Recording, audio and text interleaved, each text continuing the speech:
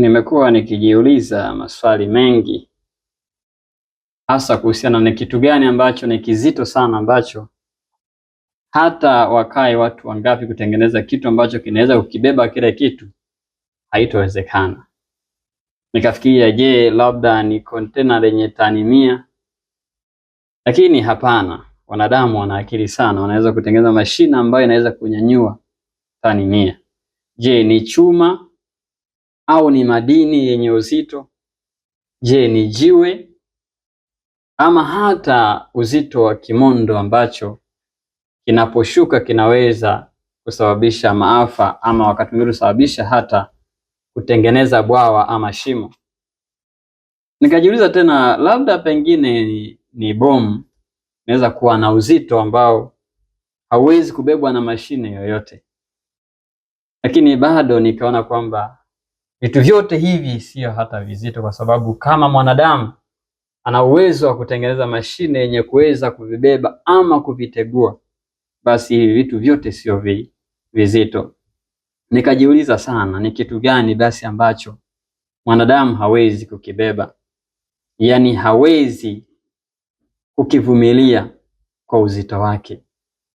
Nikagundua kwamba kitu ambacho ni kizito ama mzigo mzito zaidi kwa mwanadamu ni kusudi la maisha yake. Huu ndio mzigo mzito ambao mwanadamu wakati mwingine hawezi kuubeba. Na hapa kuna aina ya watu watatu kuhusiana na uzito wa kusudi. Wako watu ambao wao hujaribu kubeba mzigo huu, kisha baada ya muda mfupi sana huutua kwa sababu ya uzito wake, haubebeki. Lakini pia wako watu ambao wao huishia kusikiliza na kisha hugeuka na kuendelea na safari zao, wasitaki kujua nini kinaendelea kuhusiana na huu mzigo ambao unaitwa kusudi. Lakini pia wako watu ambao wao hawataki hata kujua wala kusikiliza wala kuangalia ni kitu gani hichi chenye uzito huu. Wao wanaendelea na mambo yao. Huu ndio mzigo mzito zaidi ambao ni kusudi. Na tunaposema kusudi ni sababu ya wewe kwa nini upo hivyo ulivyo, ulipo kwa sasa, uhai ulionao na mapito unayopitia. Narudia tena, kusudi ni sababu ya wewe kwa nini upo hivyo ulivyo, kwa nini upo hapo ulipo, na kwa nini una uhai ulionao kwa sasa, na kwa nini unapitia mapito unayopitia hivi sasa. Hilo ndilo kusudi. Watu wengi wanashindwa kuweza kubeba kusudi la maisha ya kwa sababu ya uzito ambao lilionao. Watu wanashindwa kubeba mazingira walionayo kwa sasa. Watu wanashindwa kubeba hali walizonazo kwa sasa. Watu wanashindwa kuvumilia mapito ambao wanayapitia. Upo wakati mwingine kwenye maisha haya watu watakutukana, wengine watakutenga, wengine watakunyanyasa, wengine watakuonea wivu kwa namna yoyote ile, wengine watakuundia hata kamati za kutaka kuondoa uhai.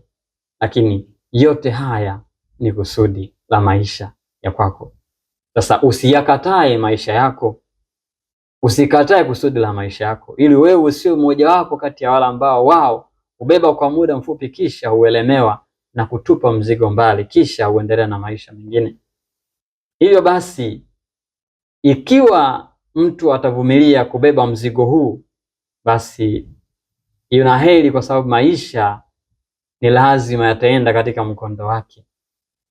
Lakini ole kwake yeye ambaye ataukataa mzigo huu, ama asipotaka hata kuusikiliza, ama asipotaka hata kujihusisha nao. Mtu huyu ni nini maana ya maisha kwake? Kwa maana ya maisha kwa mwanadamu ni kujua kusudi la maisha ya kwake, ni kuweza kubeba huo mzigo ambao ni mzito kuliko mizigo mingine yote. Inawezekana wako watu baadhi ambao waliweza kubeba mizigo hii, lakini mmoja wa mfano mizuri kabisa naweza kumtumia ni Yesu.